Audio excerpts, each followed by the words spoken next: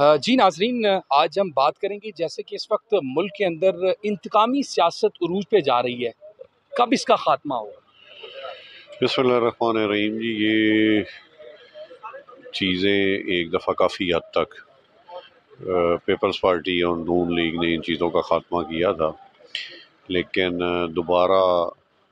P T I نے پچھلے جو 4 سال گزارے ہیں وہ صرف انتقام کیا، نہ جو تبدیلی کا دعویٰ تھا وہ انہوں نے پورا کیا، نہ ملک میں ڈیولپمنٹ ہو سکی، نہ ملک معاشی طور پہ مضبوط ہو سکا، نہ ملک میں کوئی میگا پروجیکٹ شروع ہو سکے جن کا عوام کو فائدہ ہو۔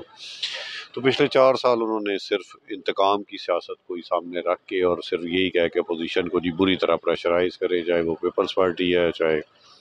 مولانا فضل الرحمان ہے، چاہے پاکستان مسلم لیگ نون ہے۔ تو اس چیز کو ختم کر کے پاکستان کی بہتری کے لیے پازیٹیولی آگے بڑھنا چاہیے، تاکہ ہم صرف یہ اپنا سارا فوکس یہی نہ رکھیں، ہم پاکستان کی ترقی کو فوکس کریں۔ اچھا سر، آخر میں یہ جاننا چاہوں گا کہ کب وہ وقت آئے گا جب سیاسی جلسوں سے باہر نکل کر پاکستان تحریک انصاف ہو، حکومت ہو، یہ سیاسی جلسوں پہ جو پیسہ انویسٹ کیا جا رہا ہے، عام آدمی پہ اگر انویسٹ کیا جائے تو کیا آپ سمجھتے ہیں کہ ملک جو ہے وہ جی ترقی بالکل برابر بالکل بالکل بھی آپ کی بات بالکل بجا ہے کہ ظاہری سی بات ہے،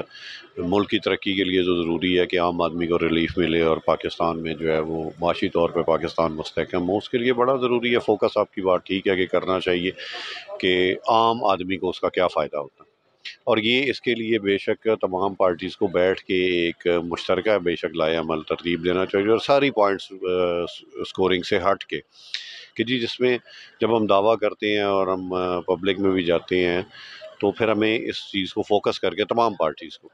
سب کو اس میں شامل ہو کے ایک لائے عمل بنانا چاہیے جس میں عام آدمی کو ریلیف ہو اور پاکستان مضبوط اور پاکستان ترقی۔ Thank you so much, highly thanks sir, highly thanks.